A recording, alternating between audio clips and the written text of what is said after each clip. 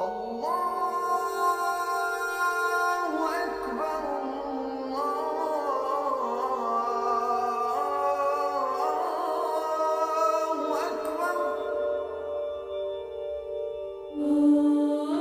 to the fourth series of Understanding Islam. This is week 4, when we're going to look at the Hadith, the traditions, the reports, the sayings of Prophet Muhammad. Two things that the Qur'an says are of great importance here.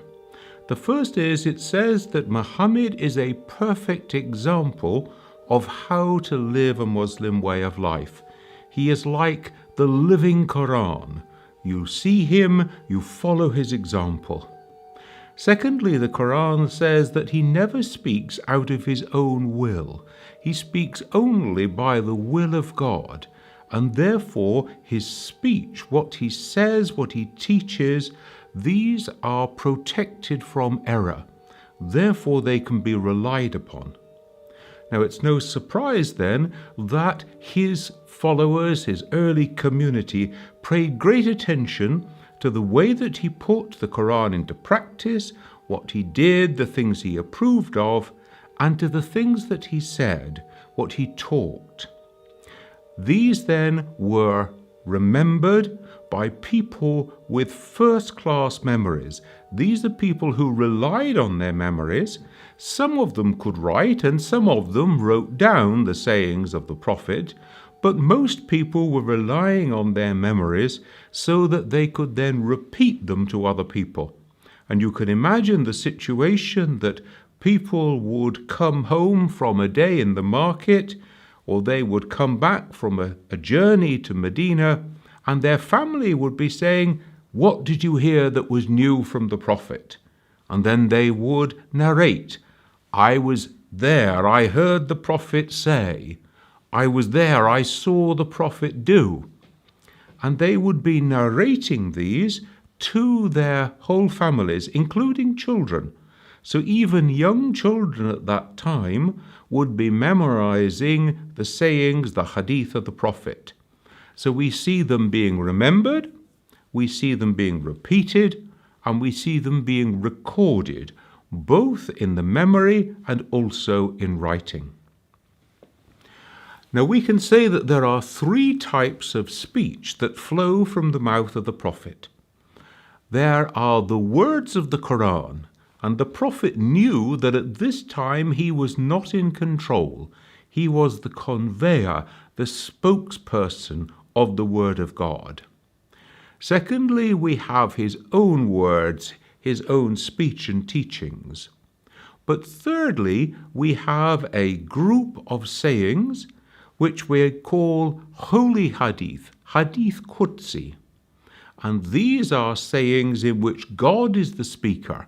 They are given to the Prophet for him to relay to the community. And so we can divide out these 3 types of speech in his own diction, in what he says. And our main concern today is on his hadith, the hadith of the Prophet, they're called. Now, there are limits to the knowledge of the Prophet. He makes it clear some things are known only to God. And yet, because the Prophet has been on this mysterious night journey, the Miraj, he has entered into the court of the Prophet. He has therefore heard from the Prophet things that are not able to be discerned by any other human being. So we say he has knowledge of the unseen, which has been given to him by God. But still there are limits. There are limits on the other end of his knowledge too.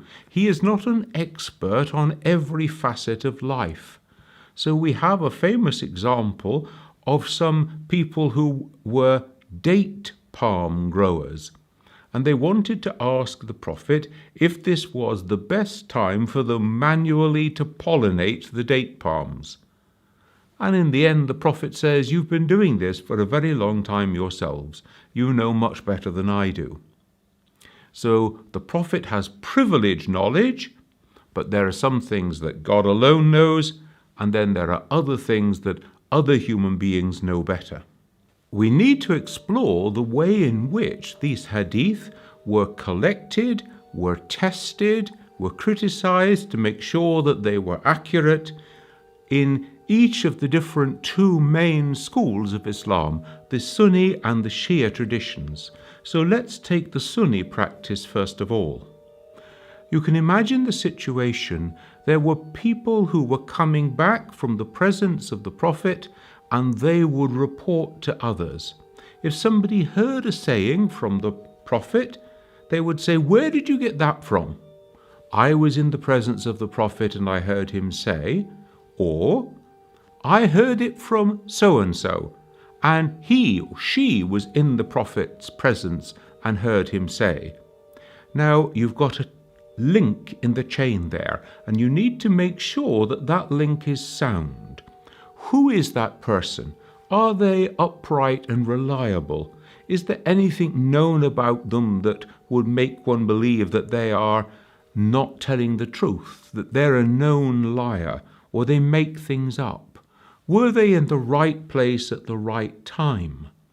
So you get these chains of narrators who pass on the hadith of the Prophet. And each of those links in the chain has to be carefully scrutinized. Now you can imagine the situation that there might have been a dozen, there might have been 100 people present when the Prophet said or did a certain thing. And so you can have multiple chains. One person says it to another and so to another, but then another person starts another chain of narration. Now, if you find a saying with multiple chains of narrators, that's very good news, because that's an extra guarantee, an extra reassurance that it is authentic. The wives of the Prophet were in a privileged position because they spent so much time with him, so therefore they were able to transmit these hadith directly from him. Women in general are very much favored as people who narrate hadith because women tend to live longer. And so as time goes by, you tend to get fewer links in the chain of narrators if you have women there, because they tend to live longer. These people who narrated directly from the Prophet are called companions. And so the principle develops that companions are to be trusted because the Prophet said that these are the best of the generations, they are my generation. Now, who's a companion then? So different definitions are used, but the one that comes to be most widely accepted is that a companion is someone who saw the Prophet while they were a Muslim and died a Muslim.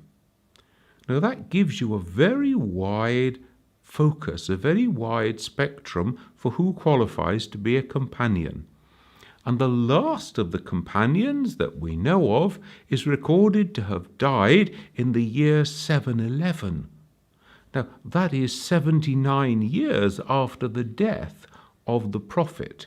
And so you have a very long period there, and he must have been a very young boy at the time that he heard the Prophet say those things. So you get the idea of a chain of transmitters that hand on a hadith in this way. And this chain is called the isnad. There were hundreds of thousands of hadith that circulated in the early Muslim community. One of the great collectors of hadith, Ahmad ibn Hanbal, is said to have known 1,000,000 hadith. And he leaves us a book, a collection of hadith that contains 30,000. Another of the early collectors, Malik ibn Anas, in his Muwatir, he actually has not only hadith from the Prophet, hadith from the companions, but also some sayings that he has himself. So you can see that you've got quite a pool of hadith that are circulating at this time. By the time that we get to the 9th century, you have in Muslim lands the ready accessibility to paper. Once you can get your hands on quantities of paper, then we start to find a movement of collecting and sifting these hadith. And the great Sunni collectors of hadith belong to the 9th century. People like Al-Bukhari, Muslim, Ibn Majah, Al-Tirmidhi, Abu Dawood, and so on. So we get 6 major Sunni collections of hadith that date from this period. But if we take Bukhari, for example, Bukhari says that he knows of 600,000 hadith, and he has then fined these down. He has rejected hadith that he decides are not reliable. And in his collection is called Sahih. Only the most reliable hadith are here. And there are less than 8,000 hadith. So he's gone from 600,000 that he knows down to 8,000 that he regards as being wholly reliable. In the same way, we have Muslim in his collection, which is again only Sahih, only the most reliable. We find some duplicates with the work of Al-Bukhari, more than 2,000 of them, and we find quite a lot of multiple chains of transmission going on down through these works. So we get the message then that a great deal of sifting was necessary. Sifting, checking out the narrators. Who were they? Are they reliable? Were they in the right place at the right time? Could they have met each other? Do we know anything about them? Is there anything against them? In particular, are they known in any way to be unreliable? And so you sift the hadith according to the chain of transmitters. You find that lots of books have been written, biographies of the different transmitters of the hadith, so that you can investigate them as closely as possible. Now, this process of investigation still goes on to this day, because no Sunni scholar will say that every Sahih hadith is contained in Bukhari and Muslim. They are contained elsewhere as well. And so the process of sifting through the hadith is an ongoing process up to today. So remember, Al-Bukhari starts with 600,000, and he gives us about 8,000 in his work. If you take all 6 of the Sunni great collections of hadith, you only amount to about 20,000 hadith that they regarded as being reliable, critically proven to be traced back to the Prophet. We do not have a precise list of all those who qualify to be companions of the Prophet, but they must number some tens of thousands. Indeed, of those companions that are cited in the 6 great Sunni collections of hadith, you have about 1,000 companions who are listed there. Now, this process of cross-checking includes checking what happened to transmit them between teacher and student, because the teachers often would recite them to their students. The students would take them in dictation. They would explain the meaning to the student. The student would then perfect their knowledge of the text and of the commentary, and then the teacher would ask them to recite them back, to read them back, and he would in this way check the manuscript. Now, obviously, if the teacher was teaching over a period of decades, then we ought to find that exactly the same thing was being taught in year 1 that was being taught in year 21 or 31. And so discussing and examining the work of the teachers becomes important here. And eventually we get a classification of these hadith. Those that are reliable in every way are called sahih. Those that are good, but there's just some slight imperfection in the chain of transmission, these are called hasan. And then you go down into those categories that have weak hadith, and the lowest category are called da'if. And da'if means that there is some flaw there which makes them unreliable as a source of law, but they can still be used by the piety of the people. Now, so far, all this criticism has taken place regarding the chain of transmitters, the isnad. But what about the content of the hadith? The content we call the matn, the body of the hadith itself. And the first point of critical appraisal is, does it in any way contradict the teaching of the Qur'an? Because if it is, it cannot be accepted. Secondly, does it accord with the general teaching of other hadith of the Qur'an in other places? Thirdly, does it accord with the general consensus amongst the scholars? Then comes the question of reason, and we get two traditions within Sunni hadith scholarship. Those who say that reason should play a very important part because it must be rational, it must make sense. Otherwise, God is reasonable, God is knowledge. God does not act in irrational ways. The other schools say, well, as long as you can prove that it comes from the lips of the Prophet, God and the Prophet know more than you do. So even though your reason cannot help you to understand it, it's still an authentic hadith and you should still put it into practice. So you can see there's a variety of hadith criticism going on here. And indeed, the scholars of hadith are regarded as being one of the most demanding disciplines within the whole body of Islamic studies. If we look at the question of the hadith within the Shia tradition, then the way of classifying and authenticating the hadith is somewhat different. First of all, let's consider who were the closest people to the Prophet.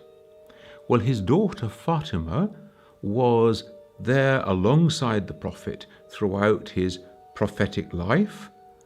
Ali, her husband, was the cousin of the Prophet, the first male convert to Islam in Shia understanding, and therefore these two, Ali and Fatima, have privileged access to the way that the Prophet understood and interpreted and put the teaching of the Qur'an into practice. Also, he would teach them. He would share with them things that may not be obvious to other people. And so we see a privileged line of transmission coming through the family, through Fatima and Ali. And they, of course, would pass on that privileged knowledge to their two sons, the second and third Imams, Hassan and Hussein. And therefore we can see that there's a privileged line of transmission coming down through the Imams in the Shia system. Who are these Imams? Well, in Shia understanding, the Imams are the recipients of illumination, of inspiration from God. Therefore, they are guided by God by an inner light of knowledge, which is a channel into the divine world. More than this, they are protected from sin by this light and knowledge from God. Therefore, they are infallible and they are sinless, impeccable. Therefore, if they say that a hadith is authentic, they are then speaking infallibly, and this then gives us a really solid basis for the authentication of Hadith, so that the chain of transmitters has to either begin with Prophet himself, with Ali, who was there in the presence of the Prophet and heard him say, or it must contain one of the infallible Imams in the chain of transmission. And for the most authentic Hadith, all the transmitters have to be Shia. Why? Well, if we remember back to one of the things that divides Sunni and Shia communities, there is the question of who should succeed the Prophet. Now, in Shia understanding, the Qur'an spoke on this question, and Ali was divinely appointed. The Prophet spoke on this question, and he affirmed the divine appointment of Ali. This was done publicly. There were thousands of early Muslims who were present. They are all companions. Therefore, some of those companions knowingly went against the guidance of God and the guidance of the Prophet within the Shia understanding. Therefore, you can hardly rely on those people as being competent transmitters, trustworthy transmitters of whatever came from the Prophet himself. And therefore, rather than take a blanket understanding of the companions of the Prophet, in the Shia tradition, every single individual must be investigated and analyzed and authenticated in their own right.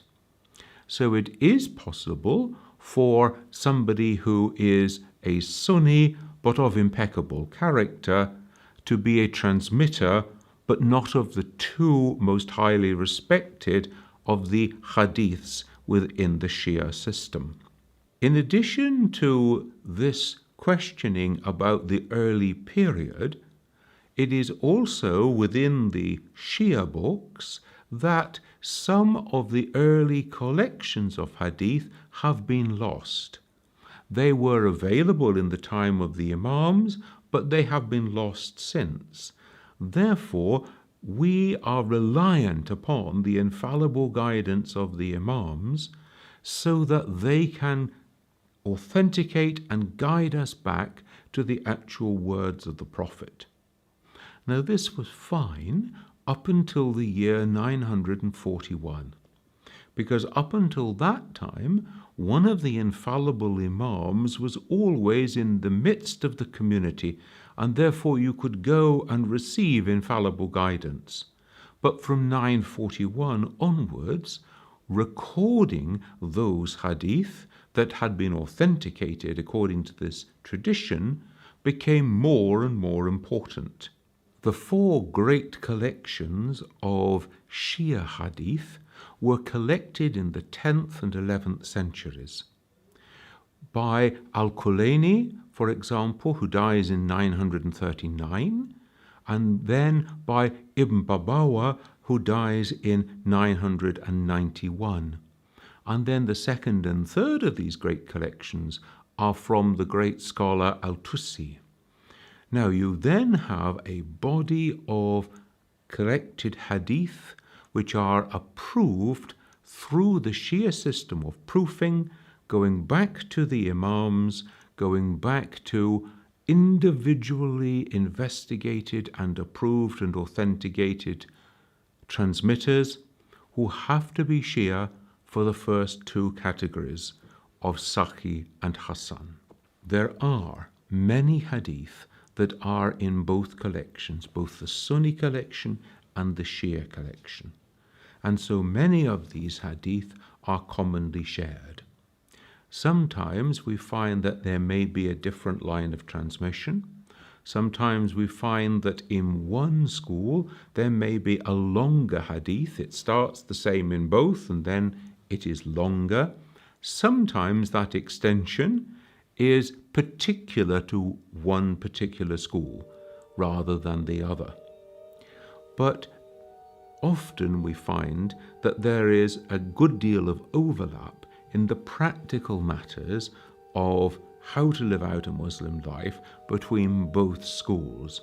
It's in the particularities, either of the Sunni or of the Shia school, that the differences in Hadith come about. There's a great deal of technical information available about the Hadith material, and if you go to my website, you can download an article there which will take you a little further into understanding this very important aspect of Islamic studies.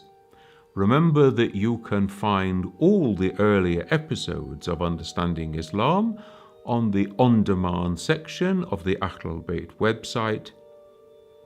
I look forward to being with you again next week, when we'll be looking at the great theological schools of Islam and the theologians that formed them. I look forward to seeing you then.